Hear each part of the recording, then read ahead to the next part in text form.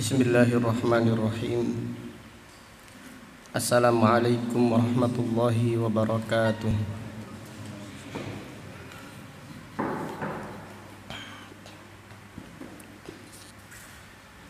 Innal hamdalillah nahmaduhu wa nasta'inuhu wa nastaghfiruh wa na'udzu billahi min syururi anfusina wa min sayyiati a'malina. May yahdihillahu fala mudilla lah wa may yudlil fala hadiya lah. Wa asyhadu an la ilaha illallah wahdahu la syarika lah wa asyhadu anna Muhammadan abduhu wa rasuluh.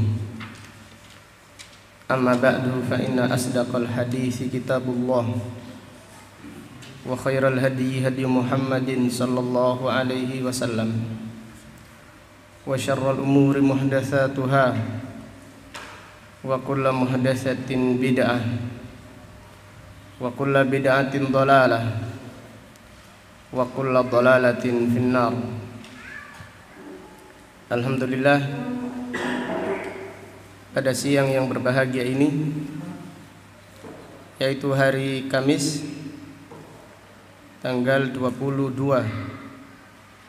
bulan Muharram tahun 1442 Hijriah, dengan izin Allah Subhanahu wa taala kita melanjutkan kembali kajian tafsir Al-Qur'an yang kita pelajari dari kitab Taysirul Karimir Rahman fi tafsiri kalamil mannan, yang ditulis oleh Fadilatul Syekh Abdurrahman ibnu Nasir ibni Abdillah As-Sa'di, ulama besar kaum muslimin, yang dilahirkan pada tahun 1307 Hijriah dan meninggal dunia pada tahun 1376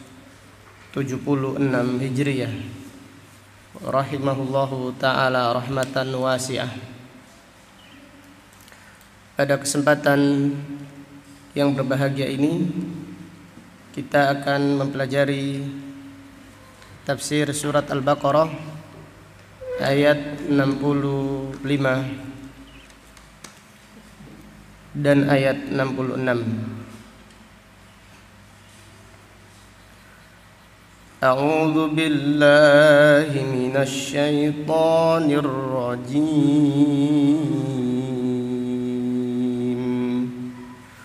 Wa laqad 'alimtumul ladzina i'tadaw minkum fis sabti faqulna lahum kunu qiradatan khasi'in فجعلناها نكالا لما بين يديها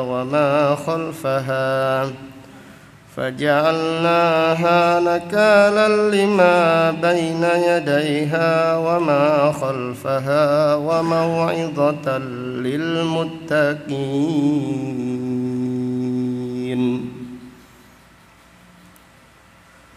Allah Subhanahu wa taala berfirman, walaqad alimtum,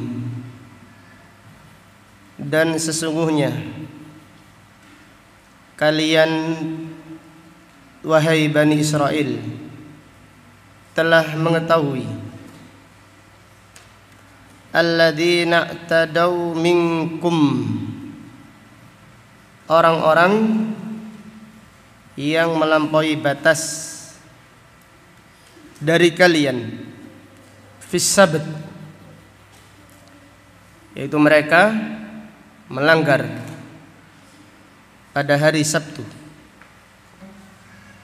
Faqulna lahum, kami katakan kepada mereka, kunu qiradatan khasiin, jadilah kalian kera-kera, monyet-monyet yang terhina. faja'alnaha nakalan, maka hukuman tersebut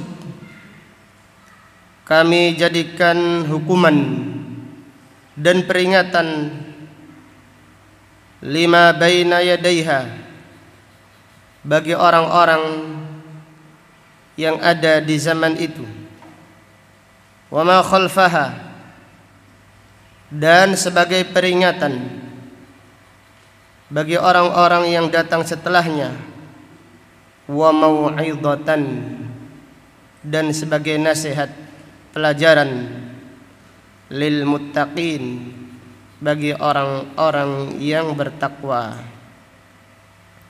Marilah pada kesempatan yang berbahagia ini kita mempelajari tafsir ayat yang mulia ini.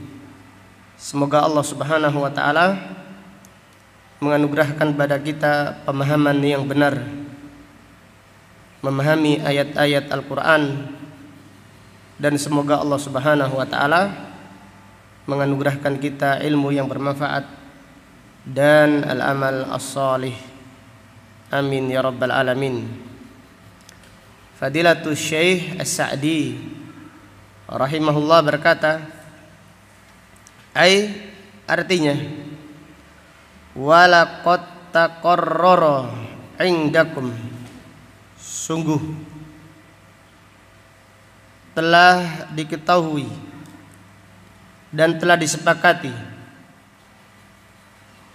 bagi kalian halah, kondisi alladzina tadau minkum, orang-orang yang melampaui batas dari kalian, fis sabt, yaitu melampaui batas pada hari Sabtu. Orang-orang Yahudi, Allah Subhanahu wa taala berikan kepada mereka hari Sabtu adalah hari besar orang Yahudi, sehingga mereka dilarang mengambil ikan pada hari Sabtu.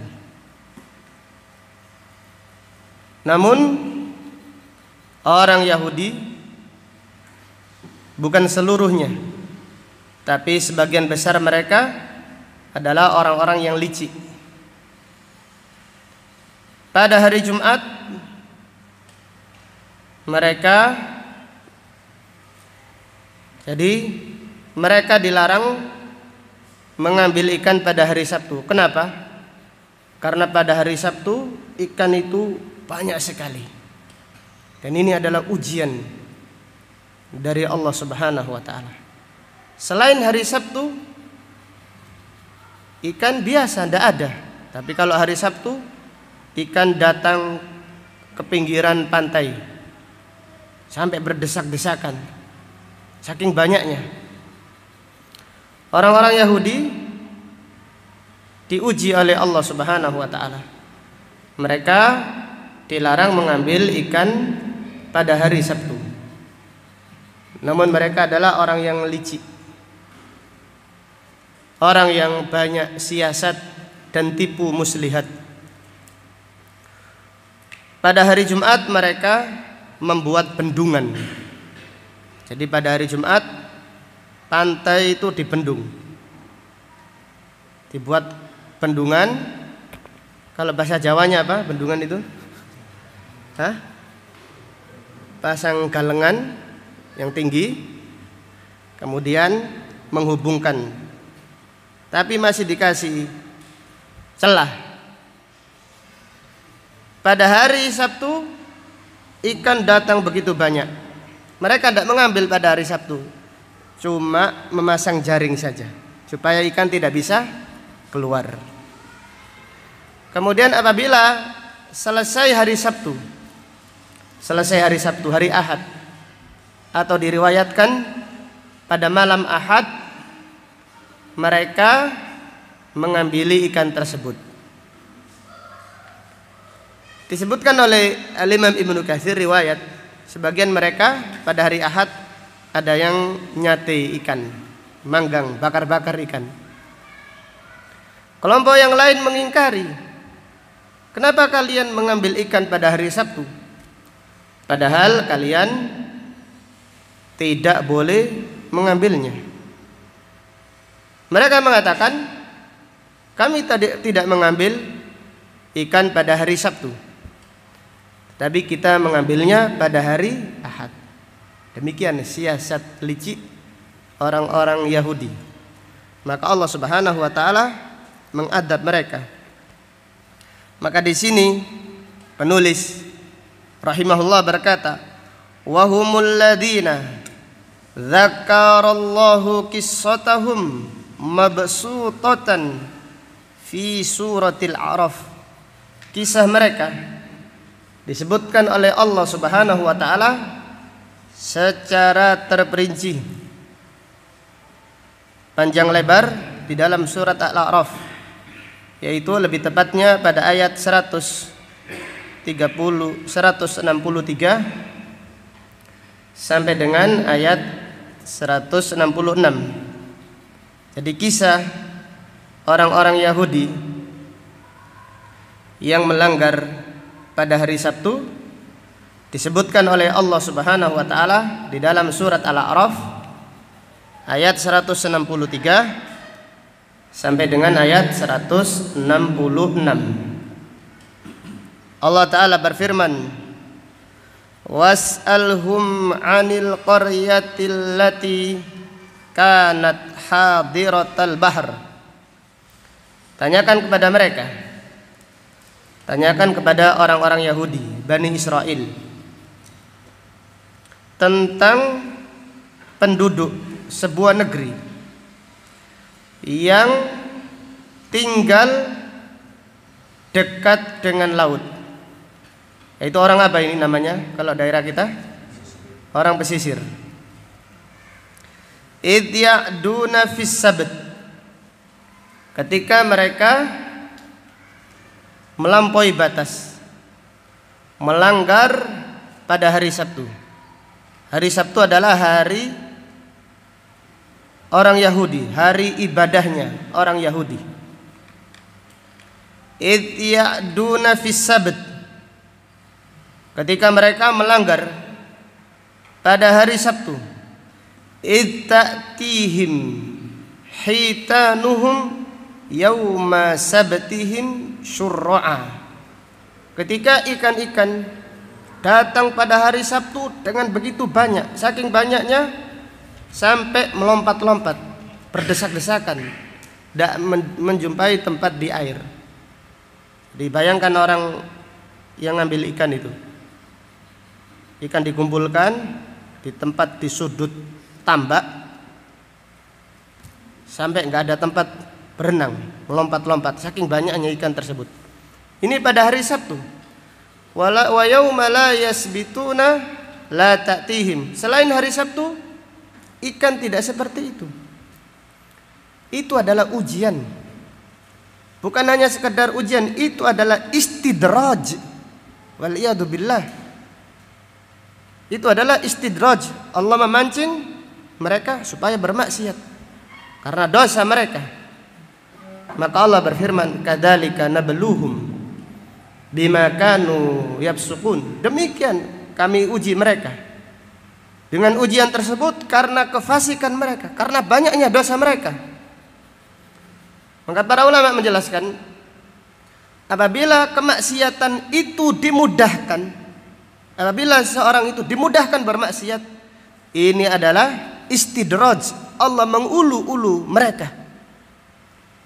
Qala ba'du salaf, sebagian ulama salaf atau sebagian orang soleh dari kaum salaf berkata, ini uridu maksiyah, aku ingin bermaksiat, walakinni la ajidu makanan, tapi aku tidak punya tempat. Ingin maksiat, toleh, takut ada orang melihat, takut. Ini adalah orang yang diinginkan kebaikannya oleh Allah Subhanahu wa ta'ala. Namun mereka yang dimudahkan bermaksiat, dibuka pintu jalan maksiat. Wal iyadu billah, ini adalah istidraj, diulu-ulu Allah semakin dihukum oleh Allah dengan kemaksiatannya. Karena maksiat yang satu menyeret kepada maksiat yang lain. Maka lihatlah, pada hari Sabtu ikan datang begitu banyak. Ujian. Ini bukan hanya sekedar ujian, bahkan bagi kaum yang membangkang, ini adalah istidraj. Allah mengulu-ulu mereka. Semakin digampangkan bermaksiat, supaya semakin banyak dosa-dosa mereka. Maka Allah berfirman, kadzalika nabluhum bima kanu yafsukun. Demikian kami ulu-ulu mereka, kami uji mereka dengan ujian yang berat. Kami balak mereka bima kanu yafsukun, karena kefasikan mereka. Lanjutan ayat surat Al-A'raf ayat 164, Allah berfirman, wa id qalat ummah, dan ketika sebagian mereka berkata, lima ta'iduna qaumah, jadi orang yang tidak mancing, tidak melanggar pada hari Sabtu, menegur orang yang mengingkari. Jadi ada 3 kelompok orang Yahudi, Bani Israel ketika itu ada 3 kelompok. Kelompok pertama, kelompok yang melanggar pada hari Sabtu. Kelompok yang kedua adalah kelompok yang mengingkari, menasihati. Kelompok yang ketiga, kelompok yang tidak ikut-ikutan, tidak mengambil ikan pada hari Sabtu, dan juga tidak menasihati. Kelompok yang ketiga, kelompok yang tidak menasihati ini negur. Wa id qalat ummah. Dan ingatlah ketika sekelompok mereka mengatakan, lima ta'iduna qauma, kenapa kalian menasihati mereka? Jarno saja, biarin, nggak usah ditegur, nggak usah dinasihati. Allahu muhlikuhum, Allah yang membinasakan mereka. Au mu'adzibuhum adaban syadida, atau Allah menghukum mereka, menyiksa mereka dengan siksa yang besar. Qalu, orang-orang yang istiqamah menegakkan amar ma'ruf dan nahi mungkar berkata, qalu ma'dziratan ila rabbikum wala'allahum yattaqun, kami tetap menasihati sebagai uzur kami di hadapan Allah, karena amar ma'ruf ini kewajiban. Jadi orang yang sudah menyampaikan amar ma'ruf sudah punya udzur. Orang yang tidak mau menyampaikan amar ma'ruf, mereka tidak punya udzur. Qalu ma'dziratan ila rabbikum wa la'allahum yattaqun, dan supaya mereka yang melanggar pada hari Sabtu, walaupun tidak semuanya, supaya mereka kembali bertakwa kepada Allah Subhanahu wa taala. Kemudian ayat berikutnya Allah berfirman, falamma nasu ma dzukkiru bihi anjaynal ladina yanhauna 'anis su'. Tatkala mereka melupakan, mereka meninggalkan, meremehkan peringatan dan larangan yang disampaikan kepada mereka, anjaynal ladina yanhauna 'anis su', kami selamatkan orang-orang yang menegakkan amar ma'ruf dan nahi mungkar, kami selamatkan mereka. Wa akhadnal ladina dhalamu, adapun orang-orang yang melanggar pada hari Sabtu,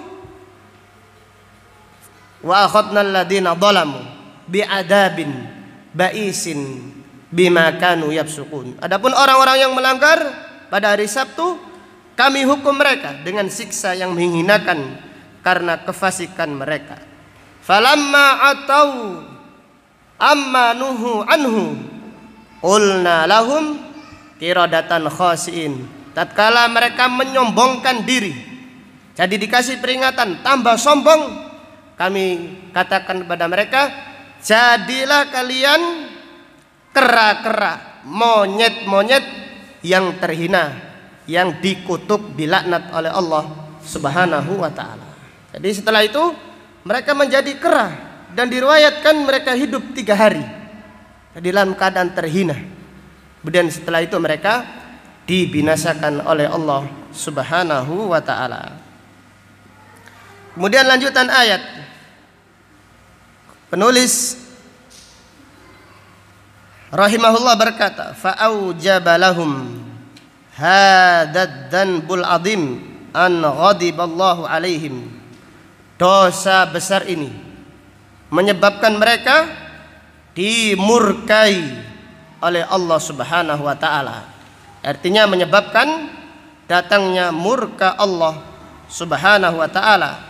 Wa ja'alahum, Allah menjadikan mereka qiradatan khasiin, kera-kera yang terhina, haqirin dalilin, yang rendah, yang terhina. Wal jaza'u min jinsil amal, dan perbuatan atau balasan itu sesuai dengan apa? Perbuatan. Wa ja'alallahu hadhil uqubah, dan Allah menjadikan hukuman ini nakalan lima baina yadaiha, yaitu peringatan keras bagi orang-orang yang ada di depannya, itu orang yang ada di zamannya. Ai liman hadaraha minal umam wa ballaghahu khabaraha mimman huwa fi waqtihim, yaitu ayat ini adalah atau hukuman ini peringatan keras bagi orang-orang yang ada di zaman itu, yang tidak di tempat itu tapi mendengarkan berita tersebut. Wa ma khalfaha ay man ba'daha, dan supaya menjadi peringatan keras bagi orang-orang yang datang setelah mereka. Fataqumu 'alal ibadi hujjatullah, supaya ditegakkan kepada manusia hujjahnya Allah. Waliyartadi'u an ma'asihi, dan supaya mereka berhenti dari maksiat-maksiat. Walakinnaha la takunu mau'idatan nafi'ah illa lil muttaqin, akan tetapi hukuman tersebut tidak menjadi nasihat yang bermanfaat kecuali bagi orang-orang yang bertakwa. Wa amma man adahum, adapun selain orang-orang yang bertakwa, fala yantafi'una bil ayat, maka mereka tidak mengambil manfaat dari ayat-ayat Allah, baik ayat Al-Qur'aniyah ataupun ayat kauniyah. Dari dua ayat yang mulia ini terdapat beberapa pelajaran yang bisa diambil. Yang pertama, fihi taubihul yahud fi ahdir Rasul sallallahu alaihi wasallam ala adamil imani bih. Celaan bagi orang-orang Yahudi, bagi Bani Israel yang ada di zaman Nabi sallallahu alaihi wasallam, yang tidak mau beriman kepada Nabi Muhammad sallallahu alaihi wasallam. Allah Subhanahu wa taala mencela mereka. Artinya Allah Subhanahu wa taala mampu menghukum mereka seperti Allah menghukum nenek moyang mereka. Maka ayat ini Allah Subhanahu wa taala mencela orang-orang Yahudi Madinah yang tidak mau beriman kepada Nabi Muhammad sallallahu alaihi wasallam.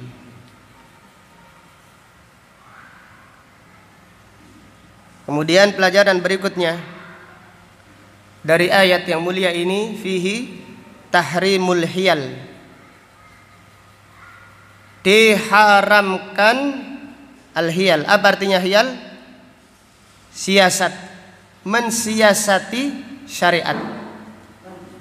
Jadi asalnya tidak boleh, kemudian disiasati supaya jadi boleh. Ini siasat. Maka Rasulullah sallallahu alaihi wasallam bersabda dalam sebuah hadis, la tartakibu martakabatil yahud, janganlah kalian melanggar seperti orang-orang Yahudi melanggar. fayastahilluna maharimallah biadna hiyal. Mereka orang-orang Yahudi menghalalkan apa-apa yang diharamkan oleh Allah biadna hiyal, dengan hiyal, dengan siasat yang licik. Jadi orang-orang yang mensiasati apa yang diharamkan oleh Allah, sebelumnya diharamkan, setelah disiasati jadi halal. Berarti mereka menyerupai siapa? Menyerupai orang-orang Yahudi. Kemudian pelajaran berikutnya, fihi al-hiyalu ala fi'li muharram a'zamu ithman min ityanil muharram. Mensiasati, jadi membuat siasat untuk mengerjakan sesuatu yang haram, ini lebih besar dosanya daripada sekedar melakukan perbuatan yang haram.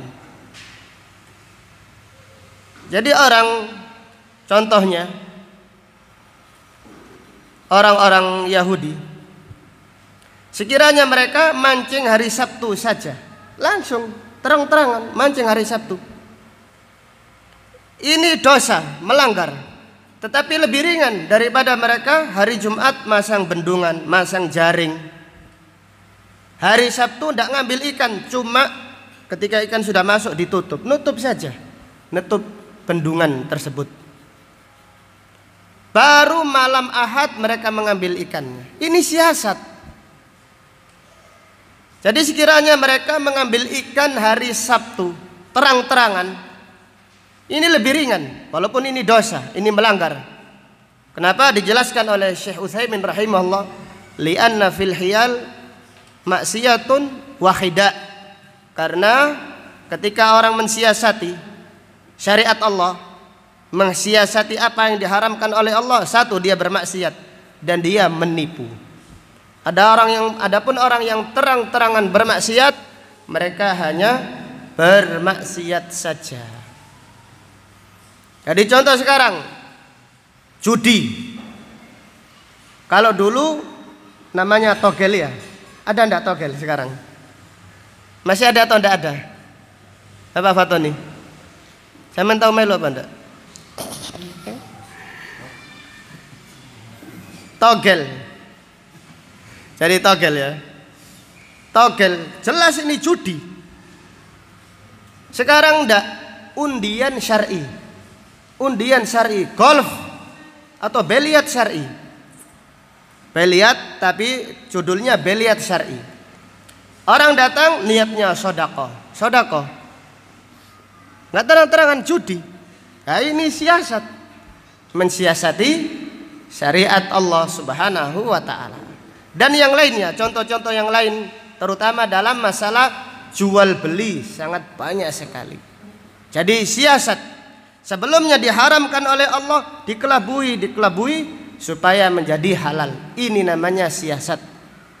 Maka Nabi SAW bersabda, la tartakibu, janganlah melanggar martakabatil Yahud, jangan mencontoh orang Yahudi, jangan mencontoh Bani Israel. Fayastahilluna maharimallah, mereka menghalalkan apa yang diharamkan oleh Allah biadna al-hiyal, dengan siasat yang licik, dengan siasat yang buruk. Kemudian pelajaran berikutnya dari ayat ini terdapat pelajaran alladzina musikhu qiradatan humul ladzina tadau fis sabt, orang-orang yang dikutuk oleh Allah menjadi kera, mereka adalah yang melanggar pada hari Sabtu. Wa ammal ladzina nahau anisu najau, adapun orang-orang yang menegakkan amar ma'ruf, orang yang mencegah perbuatan mereka, diselamatkan oleh Allah Subhanahu wa ta'ala. Wa ammal ladzina yaskutun, adapun orang yang diam. Adapun orang yang diam, tidak ikut melanggar, tetapi tidak mau menasihati, bagaimana mereka? Selamat atau tidak? Maka Syekh Muhammad bin Shalih Al-Utsaimin beliau berkata, sakatallahu anhum fanaskut. Allah mendiamkan mereka, kita pun mendiamkan mereka. Jadi orang yang tidak mau menasihati, apakah mereka selamat atau ikut diadab? Jawabannya apa? Wallahu a'lam. Jelas ya? Jadi mereka yang melanggar, yang terdapat di dalam kisah hari Sabtu terbagi menjadi berapa? 3 golongan. Golongan yang melanggar, 1. Kemudian yang kedua, golongan yang menasihati. Jangan seperti itu, menasihati. Golongan yang ketiga adalah golongan yang tidak mau menasihati, tapi mereka tidak melanggar. Yang dikutuk oleh Allah, yang dilaknat oleh Allah menjadi kera adalah mereka yang melanggar pada hari Sabtu. Kemudian yang diselamatkan oleh Allah adalah mereka yang menegakkan amar ma'ruf dan nahi mungkar. Adapun yang diam, maka para ulama berselisih pendapat. Sebagian mereka ada mengatakan mereka ikut diadab, karena orang yang ridho dengan kemungkaran seperti orang yang melakukan kemungkaran tersebut. Adapun Syekh Sa'di pada tafsir surat Al-A'raf, beliau lebih menguatkan pendapat mereka diselamatkan oleh Allah. Kenapa? Karena amar ma'ruf dan nahi mungkar hukumnya fardu apa? Fardu kifayah. Selama ada yang menegakkan, jadi berarti mereka diselamatkan. Adapun Syekh Utsaimin rahimahullah berkata, sakatallahu anhum fanaskutu. Allah mendiamkan, maka kita pun ikut diam. Wallahu a'lam. Mereka yang diam ikut diadab atau ikut diselamatkan? Jawabannya wallahu taala a'lam. Kemudian pelajaran berikutnya, fihi fadlu al-amr bil ma'ruf wan nahi 'anil munkar. Keutamaan orang yang mengajak kebaikan, keutamaan orang yang mengingkari kemungkaran. Jadi dengan adanya mereka Allah Subhanahu wa taala menyelamatkan dunia ini. Dengan adanya orang yang menyampaikan Al-Qur'an, dengan adanya orang yang menegakkan sunnah Nabi Sallallahu Alaihi Wasallam, Allah menyelamatkan dunia ini. Jadi kalau mereka tidak ada, dunia ini tidak ada. Maka lihatlah pada ayat ini, Allah Subhanahu Wa Taala pada kisah ini Allah menyelamatkan orang-orang yang menegakkan amar ma'ruf dan nahi mungkar. Adapun orang-orang yang melanggar, mereka dihukum oleh Allah Subhanahu wa ta'ala. Kemudian pelajaran berikutnya, dari ayat ini terdapat pelajaran al-jaza'u min jinsil amal. Balasan sesuai dengan perbuatan. Jadi balasan sesuai dengan perbuatan. Tatkala mereka mensiasati, apa yang diharamkan oleh Allah Subhanahu wa taala, maka Allah Subhanahu wa taala melaknat mereka dan Allah Subhanahu wa taala menjadikan mereka kerah. Ini sebagai hukuman dari perbuatan mereka. Kemudian pelajaran berikutnya, fihi al-mawa'id qismani. Nasihat itu ada 2, kauniyah wa syar'iyah. Nasihat secara kauniyah, yaitu kejadian yang ada di sekitar kita. Kemudian wa syar'iyah, dan nasihat dari Al-Quran dan Sunnah. Jadi ketika ada hukuman, jadi Allah menghukum suatu kaum melanggar, bergelimang dengan kemaksiatan, lalu Allah mengadab mereka, ini adalah nasihat, ini adalah peringatan bagi orang yang lain. Maka para ulama menjelaskan as-sa'idu man ittabara bi ghairihi. Orang yang bahagia adalah orang yang mengambil pelajaran dari kejadian yang menimpa orang lain. Dalam hal ini Rasulullah sallallahu alaihi wasallam bersabda, "Kafa bil mauti 'idhah." Cukuplah kematian sebagai apa? Nasihat, mau'idhah. Yaitu peristiwa yang menimpa orang lain. Peristiwa yang menimpa suatu kaum adalah pelajaran bagi kita. Ini adalah mau'idhah. Ini adalah nasihat bagi kita.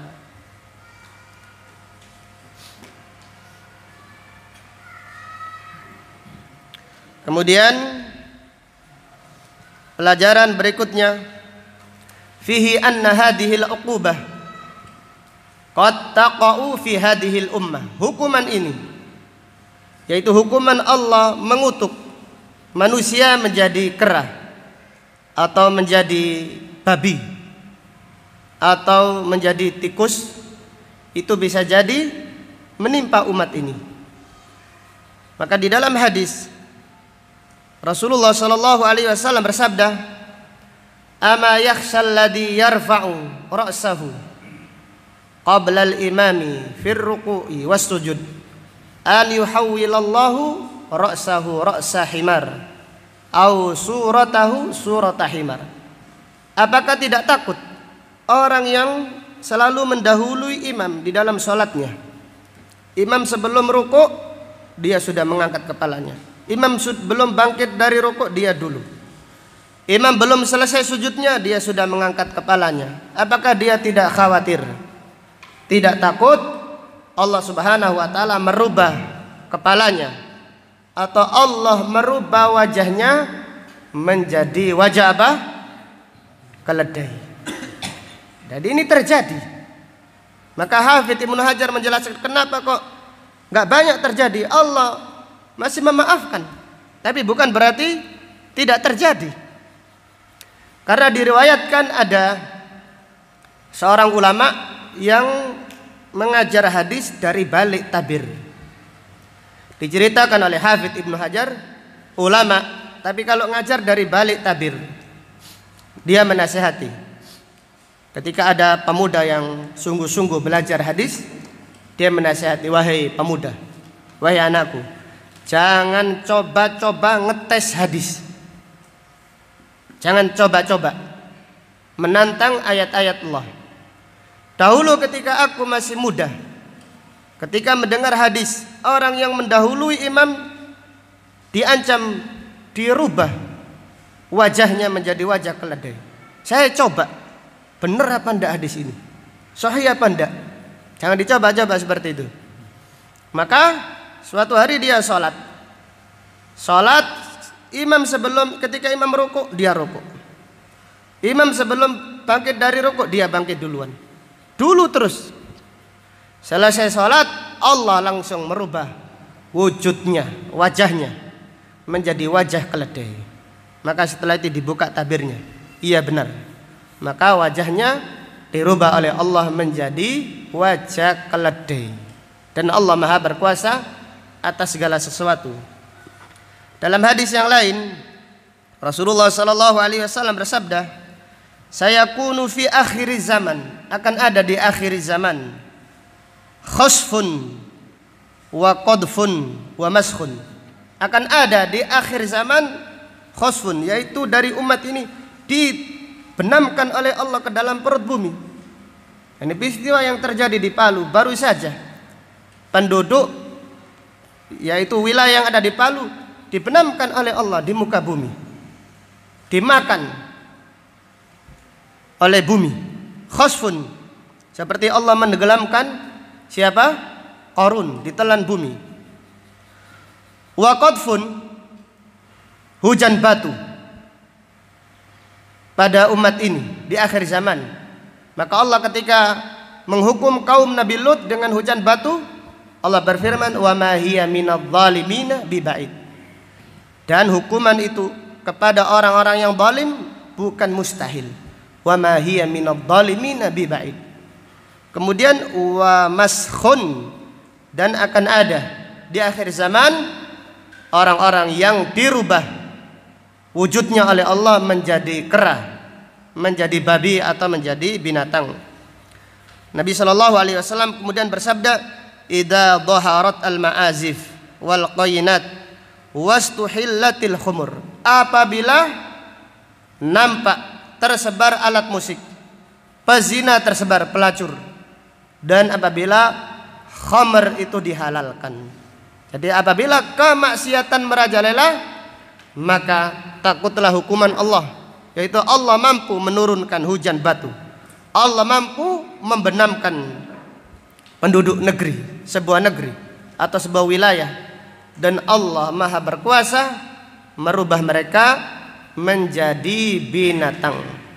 Dalam hadis yang diriwayatkan oleh Imam Bukhari, Rasulullah sallallahu alaihi wasallam bersabda, "Fuqidat ummatun min bani Israel." Fuqidat ummatun min bani Israel. Penduduk begitu banyak hilang, dihilangkan oleh Allah Subhanahu wa taala. Wa musikhu fa'ran. Kemudian mereka dirubah oleh Allah menjadi apa? Menjadi tikus. Dan anehnya diperselisihkan para ulama, tikus ini turun temurun. Maka Ubay bin Ka'ab bertanya kepada Abu Hurairah, Asami'tahu min Rasulillah sallallahu alaihi wasallam. Wahai Abu Hurairah, apakah kamu mendengar hadis ini langsung dari Nabi sallallahu alaihi wasallam? Abu Hurairah menjawab, "Aqra'ut Taurah?" Apakah aku pernah membaca Taurat? Aku tidak membaca Taurat. Aku hanya meriwayatkan dari Rasulullah sallallahu alaihi wasallam. Maka dicoba, Abu Hurairah meriwayatkan hadis, coba mereka kasih apa itu? Susu onta. Jadi kalau dicoba, kalau dikasih susunya kambing diminum, berarti ini benar-benar tikus asli. Tapi kalau dikasih susu onta tidak diminum, berarti ini tikus turunan apa? Bani Israel. Coba di sawah ini nanti dites. Kalau ada susu onta diminum, masa susu kambing diminum. Kalau susu onta tidak diminum, berarti tikus dari turunan apa? Bani Israel. Tapi kalau semuanya diminum, berarti tikus turunan siapa nih? Tikus asli berarti.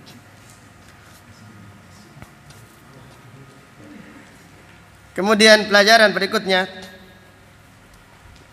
dari ayat ini, pelajaran yang bisa diambil fihi al-muntafi'una bil mau'idhah humul muttaqun. Orang yang mengambil pelajaran, orang yang menerima nasihat adalah orang-orang yang bertakwa. Maka Allah berfirman, wa mau'izatan lil muttaqin. Adapun orang yang tidak bertakwa, terdapat pelajaran ini rentenir, ini orang yang pelaku maksiat dihukum oleh Allah, biasa saja, tidak ada pelajaran yang diambil. Adapun bagi orang-orang yang bertakwa, peristiwa atau kejadian tersebut dijadikan peringatan, dijadikan nasihat dan pelajaran baginya. Kemudian dari ayat ini terdapat pelajaran fihi fadlu yaumil jum'ah, keutamaan hari Jumat. Maka orang Yahudi sangat iri kepada umat Islam. Di dalam hadis disebutkan, hadis yang diriwayatkan oleh Imam Ahmad dari Aisyah radhiyallahu anha, Rasulullah sallallahu alaihi wasallam bersabda, "Innahum lan yahsudunana ala syai'in mimma hasaduna alal jum'ah." Mereka tidak iri hati, yaitu orang-orang Yahudi, Bani Israel, tidak iri hati kepada umat Islam melebihi kedengkian mereka kepada umat Islam yang Allah berikan hari Jumat. Alladzina dallu anha wa hadanallah. Mereka tersesat dari hari Jumat, Allah memberi petunjuk kepada kita keistimewaan hari Jumat. Kemudian dari ayat ini terdapat pelajaran fihi fadlu hadhil ummah, keutamaan umat Islam. Keutamaan umat Islam yaitu umat yang dimuliakan oleh Allah Subhanahu wa taala. Fihi dammul khilafi wal i'tirad. Celaan, perselisihan dan protes. Jadi orang yang banyak perselisihannya, banyak protesnya, tidak diberi oleh Allah Subhanahu wa taala kemuliaan. Orang-orang Yahudi sebenarnya diberi oleh Allah hari Jumat. Jadi Allah itu maha mulia, maha adil. Allah memberi orang Yahudi hari Jumat, tapi mereka berselisih. Ketika mereka berselisih, mereka protes, Allah berikan kepada mereka hari Sabtu. Maka disebutkan oleh Hafidz Ibnu Hajar riwayat dari Mujahid ketika mensyarah, yaitu dalam Kitabul Jum'ah, dilihat kembali bahwasanya orang Yahudi Allah berikan kepada mereka hari Jumat, tapi mereka berselisih, mereka protes demikian dan seterusnya. Dan orang kalau banyak perselisihannya, banyak protesnya, dicabut oleh Allah keberkahan. Ini adalah dhammul khilaf, celaan bagi orang-orang yang suka protes dan celaan bagi orang yang suka berselisih. Jadi lihatlah para sahabat ketika mereka neriman, mereka terima apa saja diterima. Allah berikan hari Jumat, Allah memberikan mereka hari Jumat. Adapun orang Yahudi, Allah haramkan mereka kemuliaan hari Jumat. Kemudian pelajaran berikutnya, fihi at-tahdhiru min tarki salatil jum'ah bila udhr. Peringatan keras dari meninggalkan salat Jumat tanpa udhur. Jadi peringatan keras meninggalkan salat Jumat tanpa udhur. Maka sebagian ikhwah sampai sekarang ada yang belum sholat Jumat. Ada. Karena mereka merasa punya udzur. Yaitu apa udzurnya? Takut apa? Takut corona. La ilaha illallah. Sampai kapan takutnya? Jadi mungkin mereka takut corona, sampai coronanya takut baru mereka nggak takut. Selama coronanya nggak takut, mereka takut. Iya. Selama coronanya masih berani, mereka takut. Tapi mereka punya udzur. Tapi kalau coronanya sudah takut, mengundurkan diri, baru mereka tidak takut. Dari ayat ini terdapat pelajaran, fihi tahrimu yaum saumis sabat. Tahrimu saumis sabat li ajlis sabat. Diharamkan puasa hari Sabtu untuk memuliakan hari Sabtu. Jelas ya? Karena perselisihan para ulama. Jadi, apakah hukumnya puasa hari Sabtu? Kalau puasa hari Sabtu untuk memuliakan hari Sabtu, ini yang tidak boleh. Rasulullah sallallahu alaihi wasallam bersabda, "La tasumu yaumas sabt illa fi mafturida fihi." Janganlah puasa hari Sabtu kecuali puasa yang diwajibkan. Jadi puasa hari Sabtu, janganlah berpuasa karena hari Sabtu, tapi puasalah hari Sabtu karena yang lain, seperti puasa yang diwajibkan. Atau berpuasa hari Arafah, kebetulan jatuh pada hari Sabtu. Kemudian hari Asyura pada bulan ini jatuh pada hari apa? Sabtu. Rasulullah sallallahu alaihi wasallam bersabda, hadis Bukhari dari sahabat Abu Hurairah, la tasumu yaumal jum'ah illa an tasuma yauman qablahu aw yauman ba'dahu. Janganlah berpuasa hari Jumat kecuali engkau berpuasa satu hari sebelumnya atau satu hari apa? Sesudahnya. Jadi adapun puasa hari Sabtu untuk Sabtu saja, ini yang tidak dibolehkan. Wallahu ta'ala alam. Ini khilaf di antara para ulama. Dari ayat ini terdapat pelajaran, fihi fadlus sahabah radhiyallahu anhum, keutamaan sahabat Nabi radhiyallahu anhum. Mereka tidak berselisih, mereka tidak protes, Mereka ada banyak protes. Jadi lihatlah kalau orang itu banyak protesnya, seperti Bani Israel banyak protes. Orang banyak protes malah tidak mendapatkan apa yang diinginkannya. Orang yang banyak protes sebenarnya mereka diberi hari Jumat karena banyak protes sehingga mereka tidak mendapatkan kemuliaan hari Jumat. Dan ketika mereka dilarang melakukan sesuatu banyak siasatnya. Tidak demikian dengan para sahabat.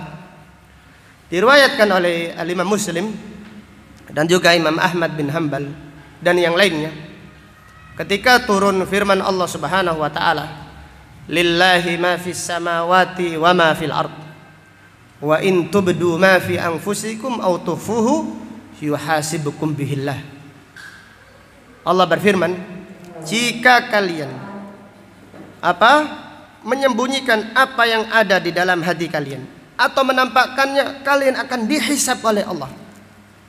Ini adalah ayat yang paling berat bagi para sahabat.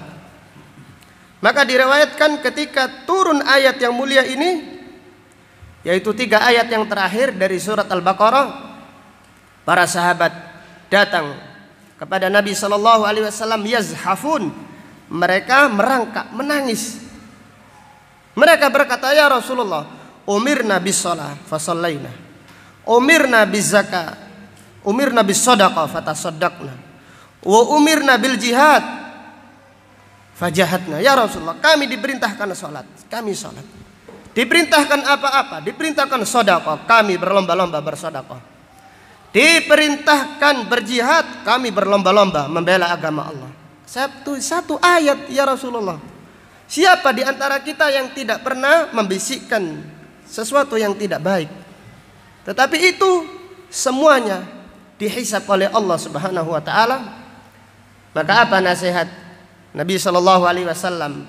La taqunu, wahai para sahabat, janganlah kalian seperti orang-orang sebelum kalian. La takunu kalladina min qablikum, janganlah kalian seperti orang-orang sebelum kalian. Jangan seperti Bani Israel, banyak protes. Sudah, kerjakan apa yang diperintahkan oleh Allah, supaya protes itu tidak membinasakan kalian seperti membinasakan mereka. Walakin qulu, akan tetapi ucapkan, sami'na wa ata'na ghufranaka rabbana wa ilaikal masir. Allahu akbar.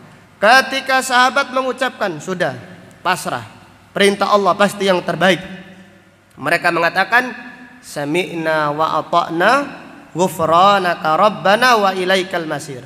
Maka turun ayat yang terakhir dari surat Al-Baqarah. 2 ayat yang terakhir, la yukallifullahu nafsan illa wus'aha. Artinya ayat yang sebelumnya hukumnya dihapus karena tunduknya sahabat kepada perintah Rasulullah sallallahu alaihi wasallam. Demikian orang itu apabila neriman, apabila ridho, apabila tidak banyak khilaf, banyak kemudahan, banyak keberkahan yang ia dapatkan dari Allah Subhanahu wa taala. Kalau banyak protesnya, kalau banyak perselisihannya, Allah mencabut atau Allah mengurangi keberkahan kepada orang tersebut. Wallahu taala a'lam bishawab. Demikian apa yang dapat disampaikan pada pengajian siang hari ini. Insyaallah akan kita lanjutkan pada pengajian yang akan datang. Kita berdoa semoga Allah Subhanahu wa taala menjadikan kita orang-orang yang bahagia dengan Al-Qur'an di dunia dan di akhirat nanti. Dan kita berdoa semoga Allah Subhanahu wa taala memudahkan kita mempelajari tafsir Al-Qur'an dari awal sampai yang terakhir. Amin ya rabbal alamin. Subhanaka Allahumma wa bihamdika asyhadu an la ilaha illa anta astaghfiruka wa atubu ilaik. Walhamdulillahi rabbil alamin. Assalamualaikum warahmatullahi wabarakatuh.